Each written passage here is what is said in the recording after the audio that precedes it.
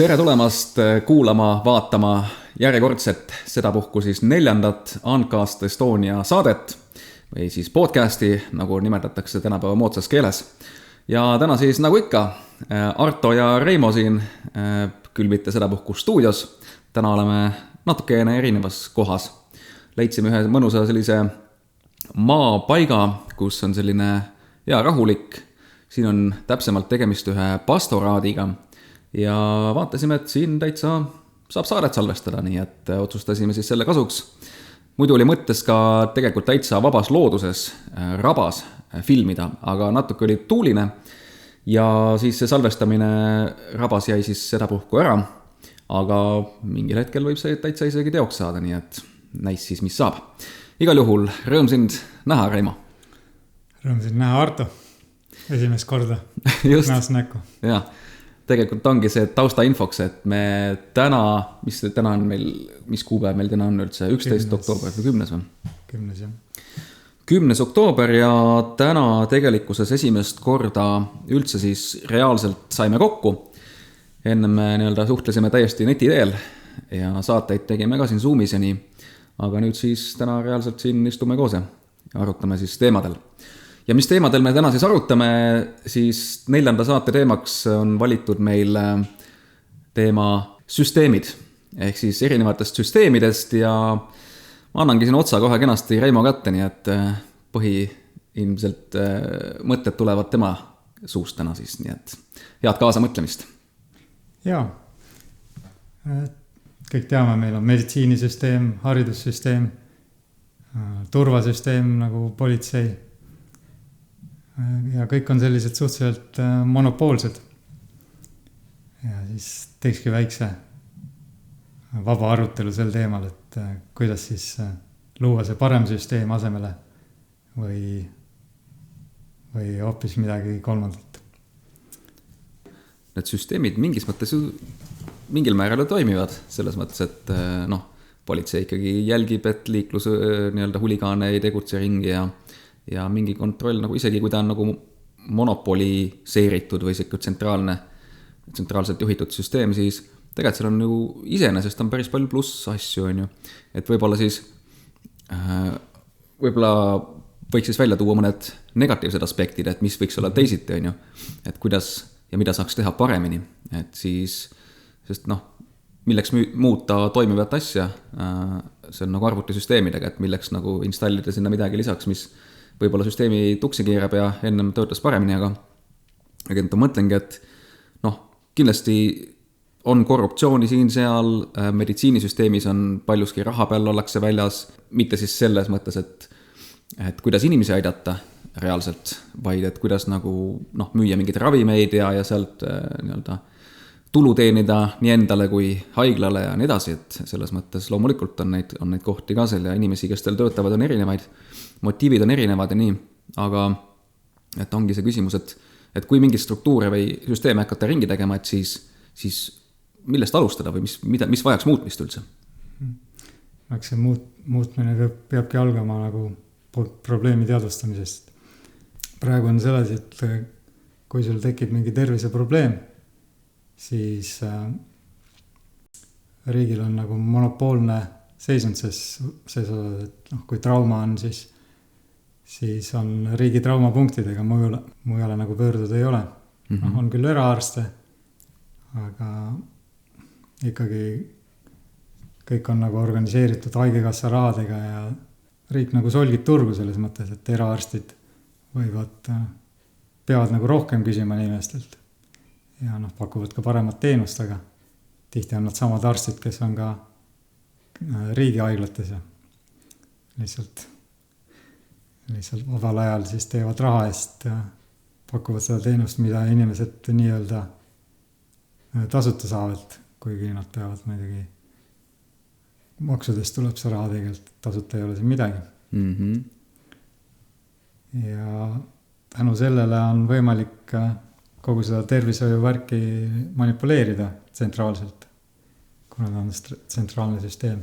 Ja saab dikteerida paremini ette, et nüüd teeme niimoodi ja nüüd on meil vaja vaktsiine kindlasti kohe kõigile rahvale suunata ja boonuseid maksame selle eest, kui teete rohkem neid süste ja et nojah, selle koha pealt on tõesti lihtsasti korrumpeeritav ja nii-öelda juhitav ja siis see nagu ei ole üldse hea iseenesest muidugi jah. Ja kui midagi veel lastakse lahti.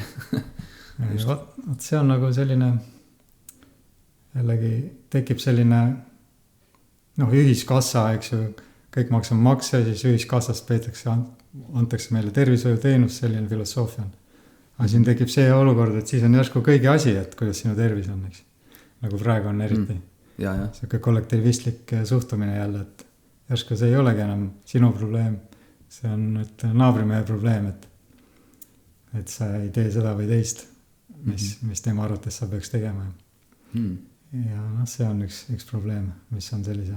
Teine asi on see, et ütleme see rahastamine, see on sotsialistlik tegelikult, et koos maksame ja saame koos, aga see ta ei ole vabatahtlik. Seda ta kindlasti vabatahtlikult muidugi võib teha kogukonnas selliseid üritusi ja hoolitseda samas sellisel väiksemal tasemel lihtsam hoolitseda ka, et see teenus oleks ikkagi kvaliteetne. Mis siis, et makstud on ühiselt ja ei ole nagu konkreetset klienti võib-olla siis, kes teenusepakkujaga suhtleb, aga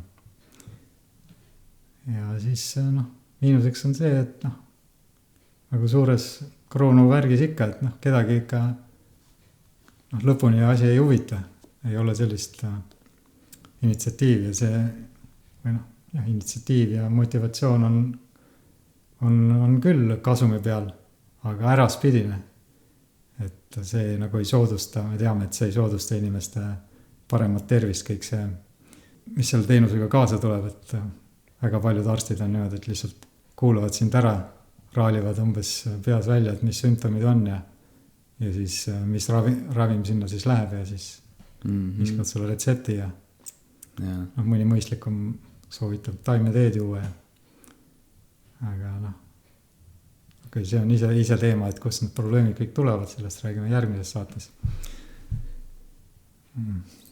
Aga jah, et nagu ma ütlesin, et see on siis nagu monopoliseeritud riigi poolt ja nagu erapraksist luua on keeruline, sest inimesed on harjunud nii-öelda tasuta saama, aga selle tasuta saamise taga on jällegi see, et on pikad järjekord ja halb teenus.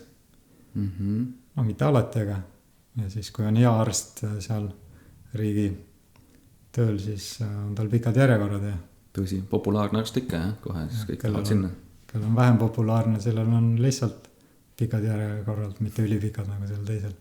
See ongi probleem, et raske on nagu konkurentsi pakkuda, et just. Võetakse inimestelt raha ja siis solvitakse turgu ja pakutakse halba teenust. Ma ütleks reeglina. Ma ei tea, kas on selle meditsiini pealt sul midagi lisada või?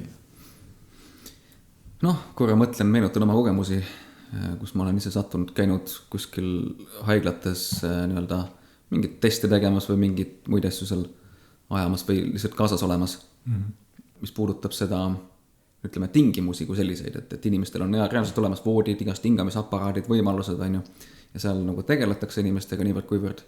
Aga enam jaolt süsteem kui selline, ta on nagu toimib, teste tehakse, mingitele selgustele jõutakse, aga muidugi seda, mis mulle muidugi pole meeldinud, on see, et solgutamist on palju, et üks saadab ühe juurde, teine kolmanda juurde, kolmas neljanda juurde ja vahel mõni perearst ei viitsi üldse asjaga tegeleda, sul on juba aastaid, ma juba tean umbes, et digiloos on kirjas, et mis sa üldse umbes enam tuled siia, vaata, et ei viitsi tegeleda, ei taha tegeleda, ütleb, et kõik on sul peas kinni või midagi sükast, mitte ka minu kohta, ma olen lihtsalt kuulnud oma nagu lähedastelt.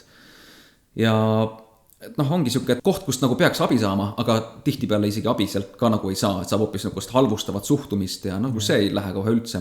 Ja teema võib-olla natuke ongi selles, et need arstid on seal ka muidugi läbi põlenud, üle töötanud, väsinud, ei viitsi, ei taha ja võib-olla motivatsiooni pole ka teha enam seda, et siis võib-olla see konkurentsi point olekski nagu siinkohal parem, et siis tulevadki need teised mängu, kes nii-öelda teevad paremat kvaliteeti, inimesed lähevad sinna siis, eks ole, et ongi inimene valib selle parema poe nii-öelda, ütleme, et selles mõistes, et kus saab parema teeninduse, et kui näiteks lähed Euronixisse näiteks näitena, kas ostad oma teleka või arvuti sealt või sa lähed kuskile klikki või arvutitarka soetama midagi, et seal tihtipeale mängib rolli see, et mis teenindus, kuidas see kohtlemine on ja kõik muu see teema, eks. aga kui sul ei ole valikut, sa pead võtma umbes oma mingi perearsti selle sama haigla kõik värgid, kuhu suunatakse, siis on natuke kehvasti. Ja teine alternatiiv, mis isegi on olemas, on kallis, on ju. Et okei, kuidas me saaksime nagu neid kalleid asju siis kuidagi odavamaks, äkki siis mingit ühisrahastust teha või midagi peab ilmselt sel juhul välja mõtlema, sest et ei saa ka päris nii vist, et need inimesed, kes tahavad teisi aidata, terveks saada, et nende teenus on siis hirm kallis, eks ole, et a la 100 € vastuvõtt või mingi siuke pluss, siis siin on ravimid ka, maksab sulle veel 6 sotti lisaks. Et muidugi keegi ei lähe sinna, eks, et rikkad saavad lubada seda endale ja teised on siis nii-öelda, ma ei tea, sure või vaata, kust raha saadaks, et siis meil, kuidas me selle konkurentsi käima saame? No jah, vaat siin ongi see aspekt ka, et juba, ma olen veidi uurinud siin terviseteemalisi vanu raamatuid ka ja juba 150 aastat tagasi oli tänu riigi regulatsioonidele kõvasti saboteeritud teistsuguste lähenemiste, ütleme, pakkumine. Ja see allopaatiline meditsiinisüsteem, mis on nüüd valdav, see on nagu riigi toel ja regulatsioonide seaduste tõttu on jäänud nagu alati ainukeseks. Et sa ei saa seal midagi, mida nad ei mõista, siis nad jah ütlevadki, et see on sul peas kinni umbes ja tegelikult testid näitavad, kõik on korras. Kas ta korras on, kui mul halb on olla kogu aeg.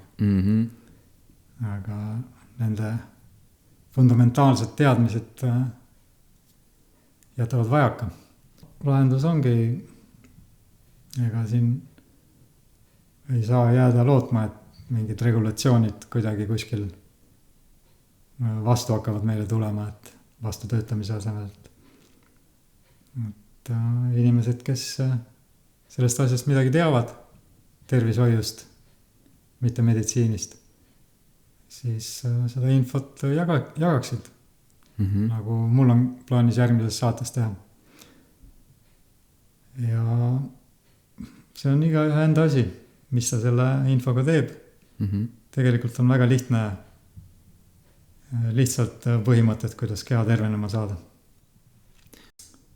Ehk siis, nagu ma aru saan, tegelikult lihtsalt, kui sa jagad seda infot, siis inimesed saavad ise õppida, kas või kuidas kodumeditsiini teha, kodus teha esmaabi, kodus, ma ei tea, mingit lahast panna lapsele või inimesel on mingi süda paha, sul on olemas mingi info, et okei, siukse sümptomi puhul või siukse asja puhul aitab see, teine, kolmas on ju, või see, on ju, et sa saad teha seda, et inimesed võib-olla isegi ei pea haiglasse minema, vaid saavad kodus terveneda, on ju, et see on ka üks variant või mingid siuksed kohad, kuhu ongi võimalik ka viia, ütleme mitte muidugi mingi 100 inimest korraga, aga ütleme, ala emostiilis, et sul on võimalik ka kuskil nii-öelda ongi oma kodus või kuskil mujal, et vanasti oli arst, tuli koju vaata ju, et tegi koduvisiite asju, eks ole, et tegelikult selliseid treenida rohkem välja selliseid, kes käivadki kohal kodus nii-öelda aitamas, et siis võib-olla selliseid inimesi rohkem oleks ja mingi jagatud mingi Wikipedia-laadne selline, ma ei tea, andmebaas, et kus sa saad erinevaid lahendusi erinevate probleemide jaoks, et kellelgi on mingi, ma ei tea, neeru puudulikkus on ju, et mis sa teed sellega, kuidas sa diagnoosid, kuidas testid ja mis aitab sul sellest terveks saada, on ju. Et siis võt selliseid asju oleks vaja küll teada ja siis on ju see, et inimesed saavad ise enda probleeme lahendada kergemini, eriti kui nad saavad infole ligi ja konsultatsioonid üle interneti saab teha, eks ole, tänapäeval on see võimalus ka, räägid kellegi asjatundjaga, annab sulle Zoomi teel nõu, et tee seda teist kolmandat, joo seda ravim teed või võta mingit muud tabletti või mis iganes, või kirjutab mingi asja välja, näiteks oletame, et ongi vaja mingit konkreetset ravimit, on ju. Inimene kirjutab selle välja oma kodus, see arst näiteks, ja paneb postiga teele. Ja see inimene tuleb postiga, talle tuleb koju ja ta võtab seda nii nagu vastavalt vajadus, et inimene ei peagi minema üldse nii-öelda kuskil haiglasse kohale, vaid saab kodus kõik vajaliku abi kätte. Et see on üks mõte, mis mu praegu pähe tuli.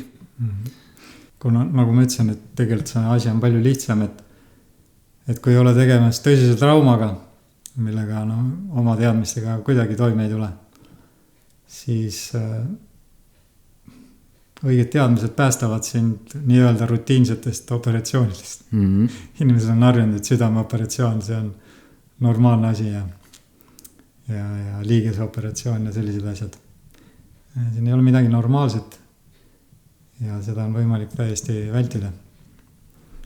Aga jah, suurema trauma puhul, me ei saa siin, ütleme selles agorismi algfaasis, me ei saa sellega väga arvestada, et leidub küll nüüd kindlasti kedagi, kellel on teadmised, aga samas see monopoolne süsteem, ma usun, on need varustuse hinnad selleks operatsiooniks kvaliteetsel kujul, selle varustuse hinnad on laes, eks ju, et see ei ole võimalik omal väikest erapraksist püsti panna ja seal kõike vajalikku omada. Tõsise õnnetuse puhul näiteks. Paratamatult inimesed aeg-ajalt surevad, et ei tea, kui tõesti kuskilt abi saa, kaasa arvatud riigihaiglast, vastu ei võeta mingil tingimusel. Me teame neid, sa pead erinevatest rõngastest läbi hüppama, et üldse haiglasse saada ja arsti juurde. Ja on, jah. Et teinekord tulebki edasi liikuda. Jep. Aga me üritame ikkagi siin pakkuda lahendusi, mis sellel tasandil, reaalsuse tasandil edasi võimaldavad toimetada. Nii palju kui võimalik. Aga jah, sellisel väiksel tasandil jah. Kui nüüd tekib palju inimesi, kes kaasa arvatud arste, kes ei saa enam kirurge värke, kes ei saa enam haiglas tööd teha, siis kindlasti siin omavahel asju korraldada ja palju asju saab tehtud. Lahendusi variante on, aga tavaline asi ongi see, et kust me selle raha võtame, et seda luua või korraldada. Ja teine asi on see, et kust need kliendid siis, et kuidas nad, kas nad jaksavad maksta. Tegelikult igast asju on, tegelikult need ühisrahastused ju ka isegi internetis toimivad, et kus kellelgi on seal mingisuguse X asja jaoks raha vaja, eks ole, et ma ei tea, mingi hingamisaparaat või mingi movidin, et siis ongi kampaania kuskil, inimesed saavad annetada ja sellega soetatakse vajalik asi ja saabki inimene oma lahenduse, eks ole, et kui üksinda ei saagi. Üks asi ongi see, et võib-olla me saamegi sellise nagu kommuuni mõttes rohkem nagu ehitadagi sellise, ütleme, vabatahtlikkuse baasil nii-öelda siis moodustuvatest inimestest, kes siis nii-öelda ühiselt toimetavad ja teavad, miks nad seda teevad ja nad toetavad nagu seda gruppi ja seda algatust ja inimesi. Sest neid häid inimesi, kellel tegelikult südames on teisi aidata ja võimalusi, et nagu midagi teiste heaks teha, on olemas küll kuhjaga, nad lihtsalt, me ei tea kõiki neid, aga nad on internetis igal pool laial üle Eesti ka, et ja nagu ma olen näinud ka Telegrami gruppides koonduvad tihti ja Facebookis samuti, et ka neid, kes tahavad annetada mingisuguste asjade heaks, neid leidub, neid on olemas. Et ma mõtlesingi, et kui neid kuidagi kokku liita, tuua mingisugusesse ühtsesse gruppi või sellisesse nagu sfääri, kus saab suhelda, kus on olemas võimalus ma ei tea, mingit infot jagada, postitada ja näed siin järjekordne asi, see inimene vajab abi, sellist asja on vaja, kas paneme rahad kokku, jah, ja siis seal on mingi grupis mingi 3-4 tuhat inimest, kes kõik panevad näiteks mingi 5 eurot ja 4000 korda 5, palju see teeb, eks ole, ja juba on lahendus plaks olemas, et 4000 korda, see on 20 000 ja igaüks pani ainult 5 eurot ja kamba peale tegelikult see on suur summa, et niimoodi saab väga palju asju ära lahendada küll, et sellise nii-öelda kommuuni stiilis, ütleme siis nii, ühise tegevuse nimel. Ja siin keegi ei kannata ka, et keegi ei jää vaesemaks 5 eurost või ütleme 10 euro panustumisest. Mõni võib-olla tahab panna rohkem selleks ja sellisel viisil saab päris palju seda aidata. Võib-olla selle 4000 inimese hulgas on seal mingisugune, ma ei tea, ütleme 300 inimest, kes tegelikult reaalselt vajavad enam-vähem mingisugust kriitilist abi, on ju. Ja siis ongi see, et meil on täna need inimesed siin listis, on ju. Talle oleks seda vaja, talle oleks teist vaja ja kõik, kes seal kommuunis on 4000 inimest, saavad omalt poolt iga nende 300 inimese heaks midagi andeks. Ja jälle saab üsna suured summad kokku, et see on selline nagu, klappimine, nagu vanasti nimetati. Klapime rahad kokku ja siis hangib poest midagi jääda paremateks. Ja see on, kuidas kommuunid ja community töötavad, eks ole. Ja see on ilmselt ainus viis edasi, sest et ei pea ootama, et nüüd riik teeb midagi või kuskil keegi tuleb päästma, et tuleb lihtsalt ise olla ettevõtja rollis nii-öelda ja mõelda nagu ettevõtja ja kas või ise see Telegrami grupp kokku panna ja davai, teeme ära, vaata. Me võime isegi Reimoga alustada niisuguse grupiga, et no why not, vaata, et see on täiesti teostatav. Vahendid, võimalused on olemas. Ja no nüüd on ju plokiahela tehnoloogia ka, et saab korraldada niimoodi, et ei ole sellist hirmu või suurt, et selle rahadega keegi jalga laseb või midagi. Just täpselt. Mitme võtmega aadressid ja niimoodi. Täpselt, et plokiahelas saab näha, et krüptorahadega siis, et näiteks, et kuhu need rahad on liikunud, kellele ja mis ajal ja kõik nii-öelda, kui kasutada sellist läbipaistvat plokiahelat. Et see on nagu päris hea variant küll, jah, tegelikult, et see mõte. No skeptikud muidugi võivad öelda, et 4000 inimest grupis ja kui 100 annab sul 5 eurot. Aga see ongi nii võib-olla praegu jah. Aga kui asi läheb tõsiseks ja sa ei saa kuskilt mujalt enam abi ja on vaja lahendust, siis on väga kiiresti hakkavad inimesed panustama sinna, kus nad lähevad endale ka kasu ja abi. Muidugi. Et alati meil ongi siin selline lähenemine, et me ei ürita kedagi muuta ja mingit õhul asja ehitada. Et võtame asja võimalikult realistlikult, et asjad muutuvad siis, kui inimestel on motivatsioon muutuseks. Just. Mitte varem. Täpselt nii on, jah. Tavaliselt on suurem motivatsioon vanamoodi edasi lasta. Aga kui seda enam ei ole ja seda võimalust enam ei ole, siis tekivad ruttu uued sihid. Just täpselt, sihid, jah. Täitsa nõus. Nii see on, jah.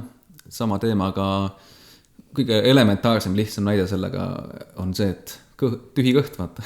Et nii kaua nii see kõht on täis, kõik on hästi, vaata. Kõht läheb tühjaks, peaks minema süüa hankima, vaata. Et siin toas enam nüüd passida ei kannata, vaata, et kuskile poodi või midagi tegema, vaata. Et muidu on see olukord hullem, eks ole. Ja see oli lihtsalt siuke väga tuim näide praegult, aga väga eluline. Banaalne näide. Banaalne näide, banaanne. Banaalne näide. Just, panin pirni maha just. Jaa, vaat see on huvitav, et inimesed nagu teavad justkui, mida on tervenemiseks vaja. Vaata, kui haiglasse minna, siis ikka võetakse siin õunad, banaanid kaasa ja apelsinid. Ei viida mingit praadi ja värki. Mõni võib-olla viib ka, aga väga, väga tüüpiline olnud nii palju kui mina. Mina on asjaga kokku puutunud, mida on vähe, aga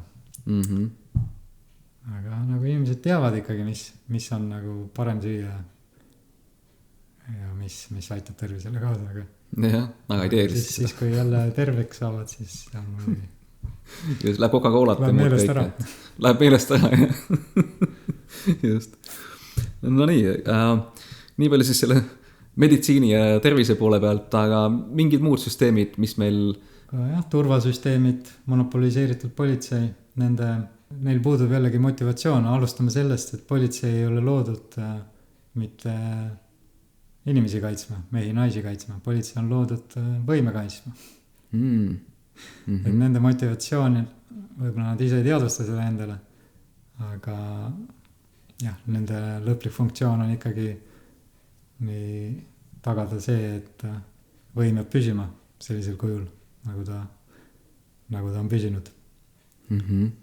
Ja kui inimene oma väikse jalgrattavargusega sinna pöördub, ega ei ole loodud tõsist motivatsiooni, et see üles leida kuidagi. Tõsine motivatsioon on loodud TRS-passida ja inimestelt raha küsida selle eest, et nad teatud kiirusega sõidavad. Ja just. Ja raha läheb. Keeravad või ei keera. Ja konkurendid söödi välja selles mõttes, et varem sai võmmidele anda natukene sularaha ja said edasi sõita. Ilma see paberitööta. Aga mingi hetk läks asi karmiks, et riik tahtis kõike raha endale saada. Ja siis minu teada seda võimalust enam ei ole.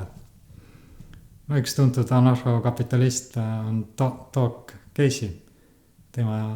Vist oli tema, kes ütles, et kui on riik on selline korrumpeerunud, ütleme sellisel madalal tasemel nagu ametnikud ja väiksed ametnikud ja kaasartud politseinikud, et siis on elu palju lahedam inimestel. Et kui riik on korrumpeerunud ainult seal kõrgel tasemel, mida ta täiesti ilmselt on, ja all on nii-öelda kord majja löödud, siis on elu palju raskem.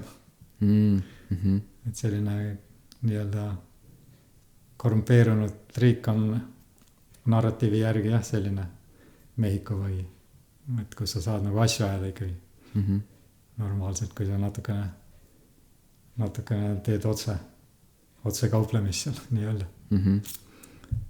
Aga jah, sellised süstematiseeritud kohad nagu siin, et siin on see keerulisem. Nojah, et politsei koha pealt, nojah, eks nemad on palgatud ju selles politsei- ja piirivalveametis on ju, neil on omad töölepingud seal, eks ole, et mis näevad ette, ehk siis sisuliselt ongi palgatöölised ju, kui ma ei eksi. Ehk siis nad alluvad kellelegi seal struktuuris ja nendel on omakorda keegid ülemused ja nendel on omakorda keegid ülemused ja seal on keegi ülemuseks.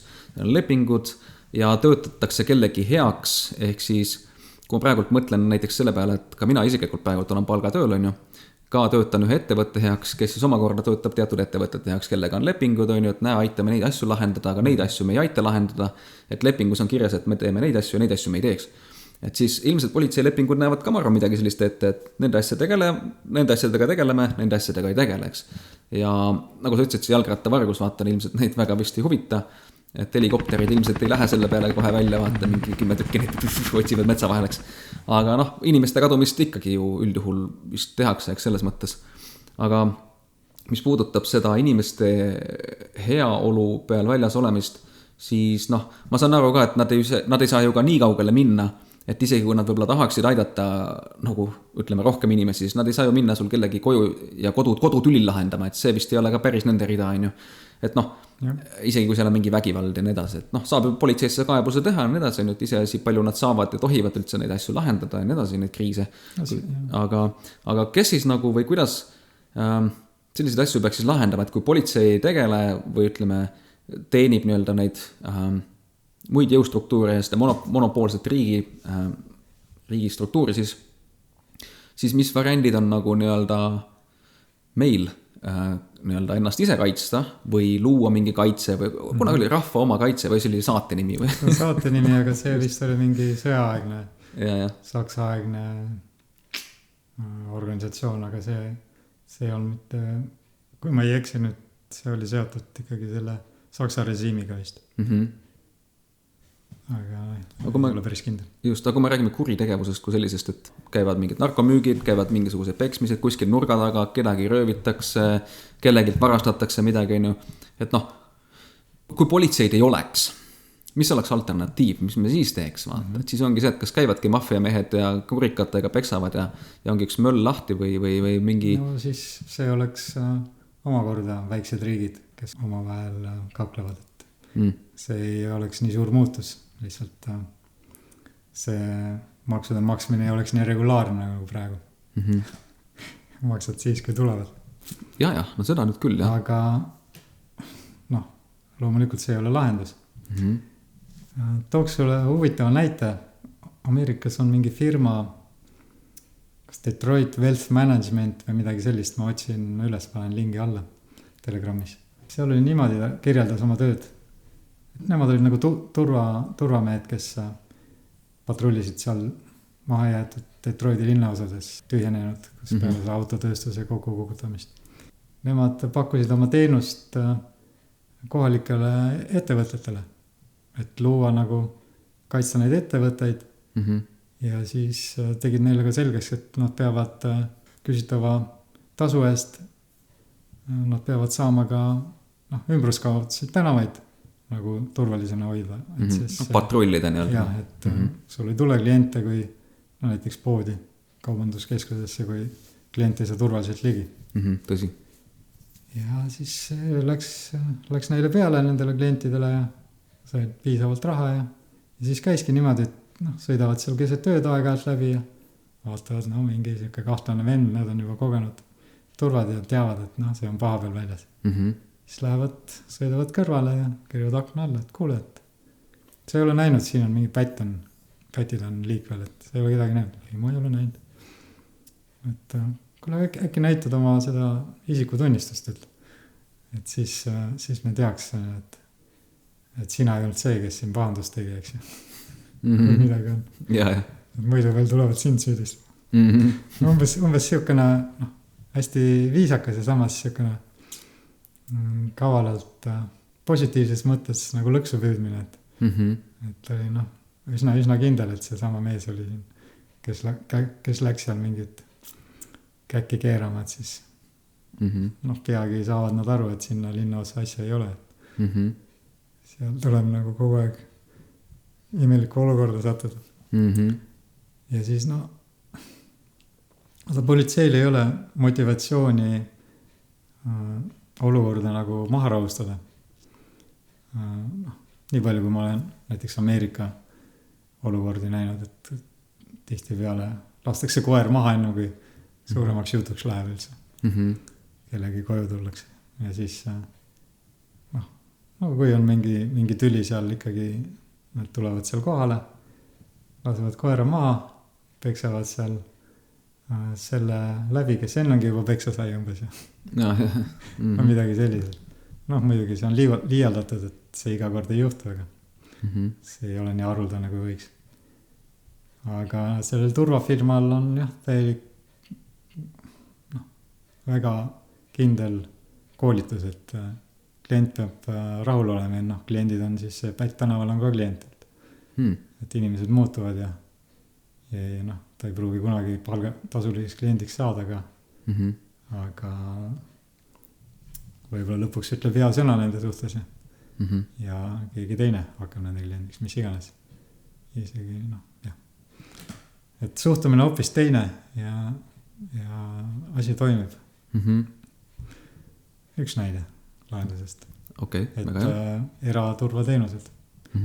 Ja praegu on ka olukord muidugi jälle, et riik on monopoliseerinud selle turvateenused, et turvamees tema tegutsemisvabadus on piiratud. Midagi on vaja teha, niisugust resoluutsemat siis ootavad politseid. Ja just mul turvateenustega meenus mul kohe praegult. Mul omal tuttaval on see, toimetab selle K-grupp turvateenustega ja ka eks kuna me kunagi sõpradega pidusid korraldasime, siis seal olid ka kohal ilusti ja ongi nagu ürituste turvamise mõte, nii-öelda sama mõte, eks. Et sul on mingi üritus, mingi asi toimub ja siis on palgatud nii-öelda eraturvamehed või siuke turvaettevõte, eks ole. Samamoodi tegelikult ongi, et neid turvaettevõtteid ju on ja saab ka juurde luua, kui vaja. Ja erinevad ettevõtted saavad neid palgata, ongi oma poe valvamiseks ja nagu nii on, kas või siin samas kuskilt Prismas näiteks Tallinnas on ka ju mingi valvur seal vaatab, eks ole, ja jälgib kõnnib ringi selle, et keegi kuskil mingit poevargust ei teeks ja nii edasi, normaalne, arusaadav. Tegelikult ongi, et kui oleks olemas siuksed suured grupid, nii-öelda siis neid turvamehi mingites erinevates ettevõtetes üle Eesti olemas, et siis ja kus on nagu ära jaotatud mingid piirkonnad, kus keegi tegutseb, siis lihtsalt see on üks variant, kuidas see töötaks, ja siis ta ei ole, et üks, kes juhib kõiki neid ettevõtteid, vaid on nagu erinevad ettevõtted ja seal on omad juhid, eks ole, et need on sõltumatud siis selles mõttes. Siis muidugi jääb üle loota, et nendest ei kujune mingit mafiat või nendest ei kujune mingisugust nii-öelda, kuidas see on siis, et ala rikuvad seda konkurentsi põhimõtet, et nii-öelda moodustavad kartelli või sellise asja, et see on nagu omakorda asi, aga kui ongi huvi reaalselt saada nii-öelda ausat tulu, eks ole, tehagi nagu seda nagu ettevõtlust, on ju. Sa pead klienti võimalikult hästi teenindama, sa pead tegema, pakkuma head kvaliteeti, taset ja kõike muud, on ju. Et siis muidu sul raha ei tule sisse, lihtne, eks sul ei ole millekski maksta palka töölistele ja kõike muud, on ju. Et siis ei tasu nagu ka, ütleme, jamada vaata. Pole mõtet oma ettevõtet tuksi keerataks. Et siis see oleks hea piisav motivatsioon hoida seda konkurentsi ikkagi olemasolevana ja niimoodi saab ju lisatööd, niimoodi saab ettevõtet laiendada ja kõike muud. Et selles mõttes ettevõtluse poole pealt kindlasti väga hea suund. Anarhias räägime me spontaansest korrast ka. Et ütleme, kui üks ettevõte hakkab seal väikselt mafiaks pöörduma, siis on tal seal konkurendid olemas, kes kohe asja deeskaleerivad. Maha rahustavad ühesõnaga, et sa ei saa seal üksinda toimetada. Just. Ja ütleme, me teame, et see agorism ja vaba ühiskond, see areneb nagu faasi kaupa. Ja need faasid sõltuvad nii informatsiooni liikumisest, eks. Kui samas ka ütleme selle üldise teadlikkuse tõusul. Ja noh, inimesed peavad mõistma seda, teavad. Ma usun, et hakkavad järjest enam mõistma selle enese omamist ja vägivalla mitte algatamisprintsiipi. Just. Ja noh, sellised maffiad pika peale muutuvad aina aruldasemaks. Sest nad näevad, et sellel ei ole nagu väga mõtet. Ja mul tuli veel mõte tegelikult, võiks teha koolitusi ka. Ettevõtetes ikka tehakse koolitusi. On töötajatel koolitused. Ja ka sellistes turvafirmades saaks teha koolitusi, rääkides just sellest eneseomamise põhimõttest, moraalist ja nii-öelda non-aggression principle'ist ja miks see hea on. Ja mitte ainult hea kui ettevõttele, ka hea kui eraisikutele või nendele inimestele, kes seal töötavad. Et miks see nende eraelus ka hea printsiip on, mida järgida. Et kuidas see nagu aitab kaasa nende suhetes, nende perekonnaelus ja kõike muud, on ju. Et selgitada selle väärtust. Et see oleks väga äge ja ma isegi täitsa teeks siukse koolituse ise kuskil kellelegi. Et see oleks ju päris äge asi, sest et mida rohkem inimesi seda mõistab, mida eriti veel need inimesed, kes on just selliste vägivaldsete situatsioonide juures rohkem, et siis nendel oleks just hästi hea need asjad lahti rääkida. Ja mida rohkem inimesi seda teadvustab, seda parem on kogu ühiskonnale tegelikult, et mina näen seda nii. Just. Ja noh, nagu öeldud, me ei ürita mingeid õulossi ehitada, et arvestame lahenduste pakkumisel siis praeguse olukorraga kõige rohkem ikkagi. Et projitseerime tulevikku ka võimaliku loodetava samm-sammult selle teadlikkuse tõusu idee põhjal. Aga kõik see toimib ilusti, ütleme, kohalikul tasemel. Aga mis siis, kui tahad reisida, et kuidas siis neid turvateenuseid saada? Siin raamatus Market for Liberty oli pakutud kindlustusteenus. Et kindlustusfirma sõlmib lepinguid erinevate kohalike turvafirmadega. Nii et kui sa liigud mööda maad, on sul turvateenust vaja, siis saad mingil, võib-olla on isegi kindlustusfirmal mingi number, kuhu helistada. Ja sealt ühendatakse sind vajaliku kõige lähema turvateenuse pakkujaga. Ja sa ei pea, sul ei pruugi rahagi kaasas olla, et kindlustusfirma maksab, sina maksad kindlustust ainult. Ja seda, nii laialt saab seda korraldada, kui soovi on, et ütleme, siin piirkonnas on üks kindlustusfirmad on alati on mitu, aga siis kindlustusfirmadel on omakorda mingi katusorganisatsioonid, milleks ei ole üldse riike vaja, et saavad firmad ise korraldada omavahel selle koordineerimise, kui neil on motivatsioon, eks ju. Just. Paremini teenindada ja rohkem kliente saada. Ja nii saab näiteks reisida. Aga nüüd on küsimus, et mida teha siis, kui tekib vaidlus või tekitatakse kahju ja kannatanu ja kahju tekitaja ei jõua nagu kokkuleppele, et kui riigikohtuid ei ole või sinna ligi ei pääse, siis kuidas olukorda jällegi lahendada. Vabas maailmas praeguses olukorras tuleks muidugi siis leida mingisugune lahendus või ikkagi korraldada mingid arbitraažid omavahel, et mõni auväärsem inimene, keda mõlemad usaldavad loodetavasti, saavad ikkagi mingi lahenduse lõpuks. Aga kui me ei pea arvestama riigi sekkumisega nii palju enam, siis saab samamoodi nagu turvateenused pakuvad erinevad firmad, nii saavadki erinevad ettevõtted pakkuda arbitraažiteenust. Ja nende reputatsioon on neile väga tähtis, ma usun. Et mida õiglasem otsus, seda rohkem samal kliente saada. Ja usalduse baasil alla, jah. Täpselt. Kindlasti toimuks pidev koolitus.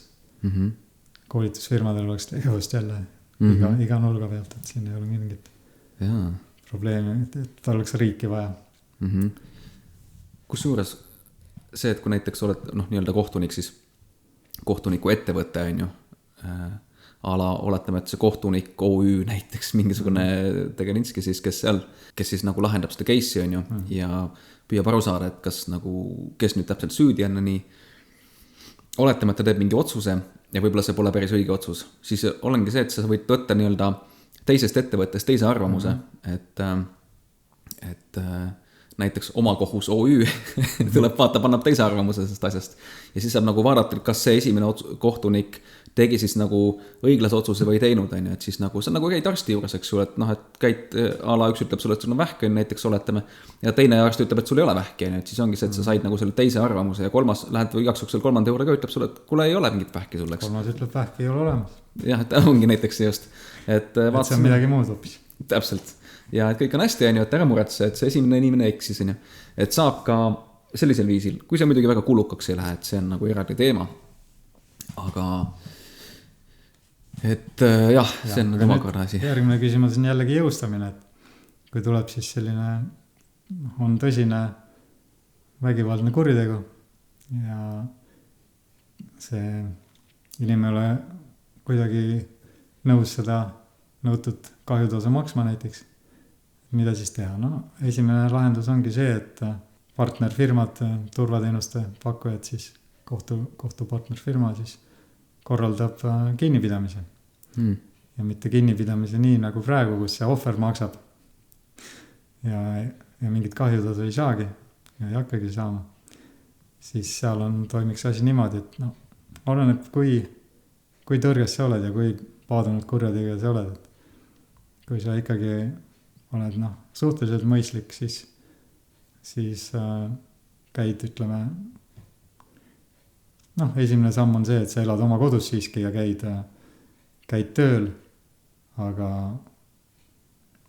sinu tasust siis peetakse mingi mehhanismiga see kinni. See on võib-olla keeruline, et teine, kui ikka üldse ei maksa, siis teine ongi, et sa pannakse sind spetsiaalsesse vanglasse ikkagi kinni ja sa töötad seal vanglas. Ja sa teenid omale esiteks elamist, vangla ülalpidamiskulusid ja mis üle jääb, see läheb ohvrile. Ja kompensatsiooniks. Ja välja saad sealt siis, kui sul on maksud. Kõlab ausalt selle koha pealt küll, jah. No ma usun, et vahepeal võid ka taodelda meelemuutuse tõttu ka kergendamist, et tasuda tuleb ikka, aga saad oma koju vähemalt ja maksad vabatahtlikult. Peaks nagu kuidagi heastama, jah? Aga mis siis, kui näiteks on mingid nii-öelda see stalkerid, vaata nimetatakse, et et keegi nii-öelda jälgib, et mingi neiud ei tunne ennast tänaval võib-olla turvaliselt, et mingi stalker jälgib neid, eks ole, või miskil luurab puu taga või internetis või suvalisel hetkel tuleb, ma ei tea, vägistab, on ju, et sellised ohud on ka reaalselt olemas, et kuidas sellistega, et siis on jälle need turvafirmad vist peaks tulema siin kuidagi luurima või siis ongi see, et detektiivifirmad värgid. Detektiivi, ja eradetektiivid näiteks. No, jah. Turvafirmal seda pädevust vast ei ole, väga midagi uurida. Meil võib olla ka väike suurem firma detektiivi osaga. Kas seda saab ka mingi kindlustusega huvitav teha või? Et kindlustusleping nii-öelda, et kindlustusfirmad siis maksavad selle suurema kulu näiteks sellele detektiivile, aga samas inimesed näiteks kamba peale või ütleme küla näiteks tahab, et see oleks turvaline, on ju, siis kõik näiteks panustavad, ma ei tea, 5 eurot kuus või 10 eurot kuus sellele kindlustusfirmale, kindlustusfirma saab piisavalt raha ja kui midagi on probleemiks mingi asi vaja lahendada või kaebus, et siis nii-öelda on kindlustusfirmal kohe võimalik maksta sellest nagu kogu kogutud rahast eradetektiivile näiteks. Jah, et kõik, mida praegu, mitte kõik võib-olla, aga väga palju asju, mille toimimist tagab riik, olgugi halval tasemel. Väga palju neid asju saaks lahendada kindlustusfirmade abil. No nii, ühesõnaga, nagu ma aru saan, siis selle teema pealt juba päris mitmed mõtted siin nüüd tekkisid ja lahendusi on nüüd lihtsalt võib-olla on vaja võib-olla video alla või kuskile võib panna kommentaare näiteks, et okei, et milliseid probleeme tegelikult veel võiks nagu lahendada või leida midagi, et siis tegelikult oleks hea. Me võib-olla isegi saame siis mingeid vastuseid kaevata, uurida, välja leida. Aga nüüd järgmine asi, haridussüsteem, et kuidas sellega, mismoodi seda võiks lahendada, sest praegult on ju nii-öelda tuleb kuskilt info, tulevad õpikud, saadetakse, et nüüd õpetatakse riigi tasandil otsustatuna neid ja neid asju, me õpetame sellist astronoomiat, me õpetame sellist bioloogiat, me õpetame nii-öelda inimese õpetust, aga noh, näiteks alasel näiteks mingit jumalast ei mainita, mis midagi näiteks oletame. Et ongi kuskil nii-öelda pannakse õppekava kokku, on ju, ja neid asju õpetame, neid mitte ja et nii-öelda mis seal on muidugi väga palju häid asju ka nagu eesti keel ja kirjandus ja nii, aga kas või lihtne asi muidugi ka füüsikatund, et seal näib ka olevat mingi agenda minu meelest taga, et osasid neid teadlasi asju ülistatakse, seal räägitakse nendest, mis 10 asja, mida nad suutsid teha kõike, aga täiesti teised vennad lihtsalt täiesti ignoreeritakse, nagu näiteks Michelson ja Morley, nende eksperiment näiteks. Mitte midagi pole kuulnud ja midagi ei tea sellest. Et hämmastav, lihtsalt ise netist leidma kuulama ja avastada, wow, mis see mul pole füüsikatunnis kunagi mainitud neid inimesi.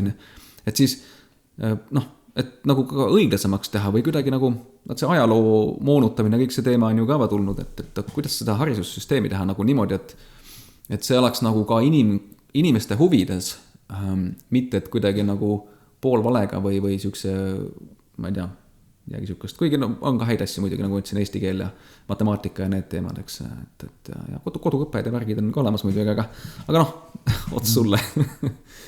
Ja haridussüsteemiga on jällegi sama asi, mis meditsiinisüsteemiga, et on jällegi üks lähenemine valitseb, nii-öelda vasaku aju poolkera nagu rõhutamine ja see parem jääb siis jääb nagu unarusse ja sööti.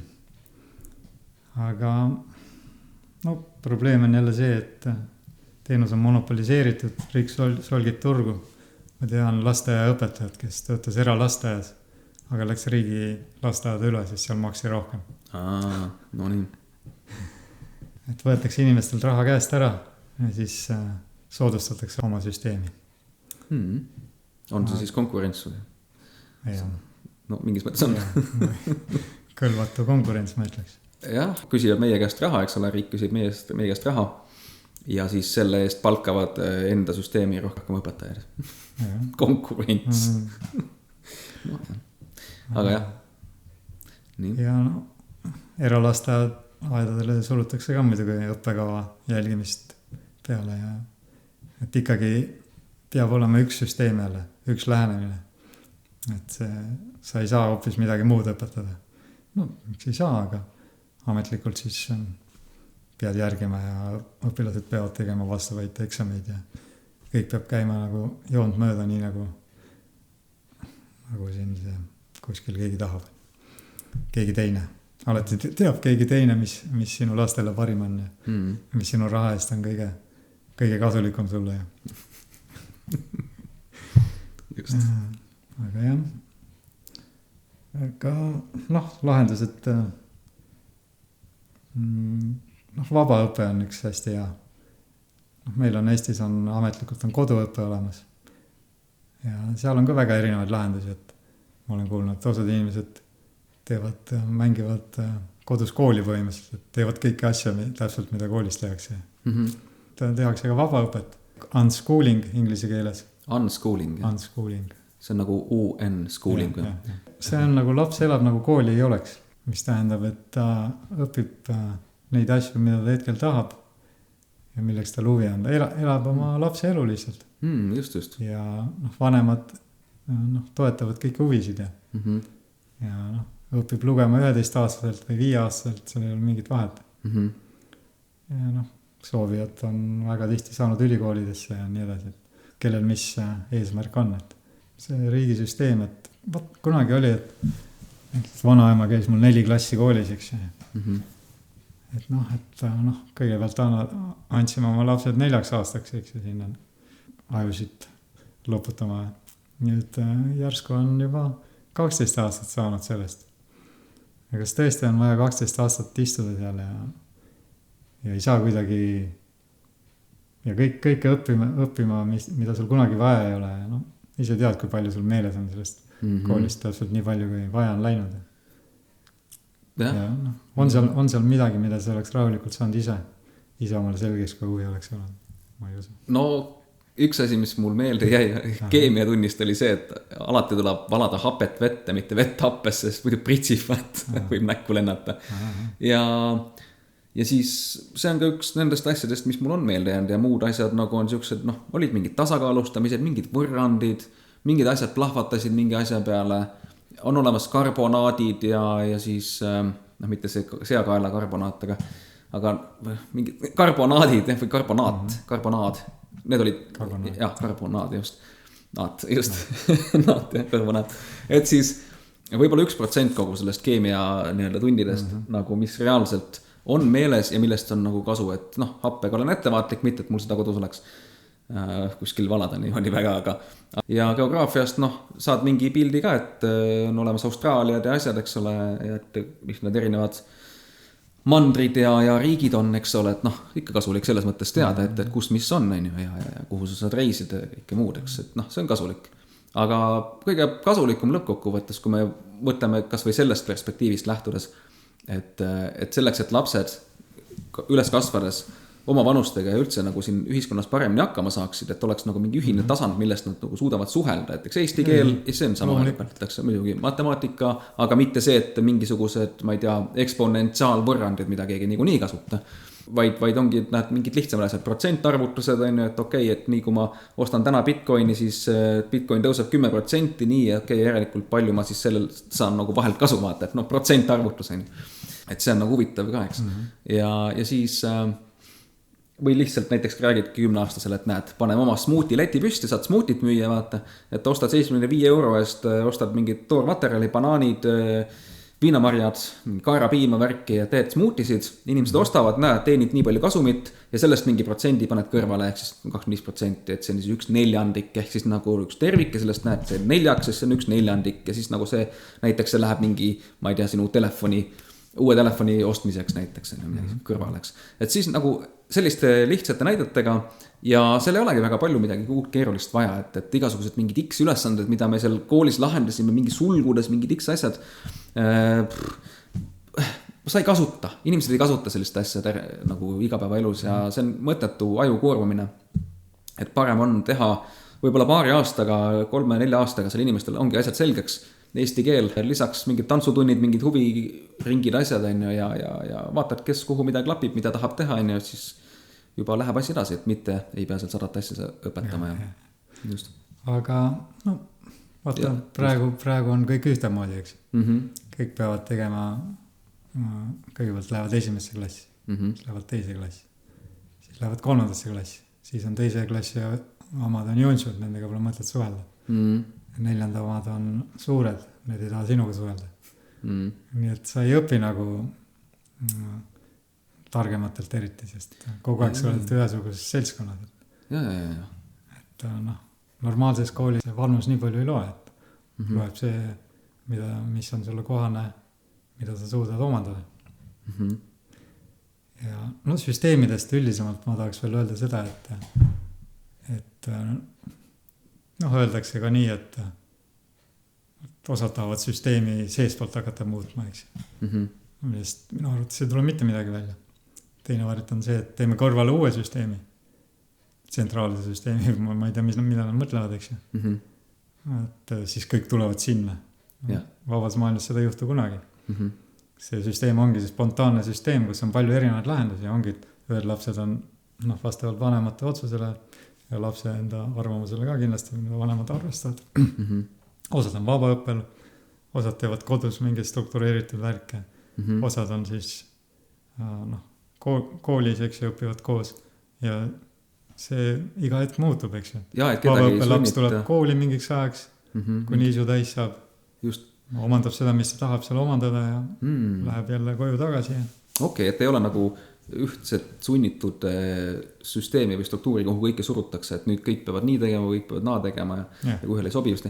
Vaid ongi, et saab nagu dünaamiliselt muuta vastavalt vajadusele, kuidas laps soovib, näiteks nüüd tahab seda õppida, muid asju teha, et vorme saab muuta, ei pea käima kohal, vabatahtlik värk kõik on ju, ja lihtsalt see, et õpetajad peavad olla muidugi huvi tekitama ja nedaseks, see on juba lisaasi, aga jah, muidu väga head pointid, saaks ka nii, saaks ka nii. Koolituskavast ja üldse sellistest õpetamise võimalustest ja viisidest ma olen ise ka mõelnud ja mul tuli selline idee, et täna meil nutiajastu, hea lihtne võimalus ka teha lastele koduõpet niiviisi, et lapsel on mingi laptop, on ju, ja veebikaameraga, Zoomiga või mingisuguse niisuguse grupivestlus tarkvaraga nii-öelda siis ühildub näiteks õpetajaga, kes on siis kodus. Ja niimoodi näiteks mitmed inimesed, ütleme siis noored või lapsed, kes siis nii-öelda käivad koolis, kõik on oma arvuti tagant, kas siis sõbra juures või kodus ja õpetaja on oma arvuti tagant. Ja ongi selline nii-öelda, kus neti teel puhtalt nagu käib see koolitus. Ja siis on see, et ei ole seda piirangut ka, et nüüd et näiteks Jõgevalt õpetaja õpetab seal Jõgeval inimesi, vaid Jõgeva õpetaja või õpetada, ma ei tea, täna Narva mingisugust, ma ei tea, 6-aastasi või siis seal kuskilt Lelle või Haapsalu või üle Eesti. Näiteks sul on mingisugune 1000 õpilast ja kenasti plaks teed Zoomi koolituse, teed selle ära, eks ole, et räägid, sa saad jagada ekraani, on olemas igasugust tarkvara, millega sa saad lastele asju, näiteid selgeks teha ja kõike muud. Et neid võimalusi on tegelikult olemas ja lihtne. Ja pluss sellised õpetajad saab palgata ka, ja sellised õpetajad saavad ise koolituse läbi käia, nad saavad ise tunde anda. Näiteks õpetavad lihtsalt matemaatikat näiteks, on ju. Ja ongi, et kus see raha tuleb õpetajale maksmiseks, lapsevanemad panustavad kamba peale kokku, vaata.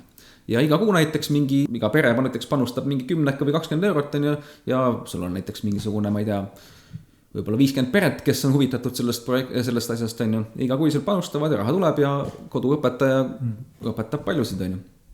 Et see on nagu üks võimalus ja kui on konkurents ka olemas, siis mida parem nii-öelda tase ka nende koolitajate ja õpetajate nii-öelda siis suhtes on, siis seda parem ja asi edeneb, areneb, et niimoodi saab ka teha üle neti. Väga hea, jah. Vaata, kui nüüd tõesti tekib olukord, kus lapsed ei saagi kooli, aga õppida tahaks, just. Siis Eestis on toredaid õpetajaid ka. Isegi nägin üks matemaatikatund oli. Ma ei ole kindel, kas ma selle üles leian, aga üks video YouTube'i kanal lausa, kus Eesti õpetaja siis filmis, kuidas ta klassis matemaatikat õpetas, väga niisugune huvitav oli endalgi vaadata.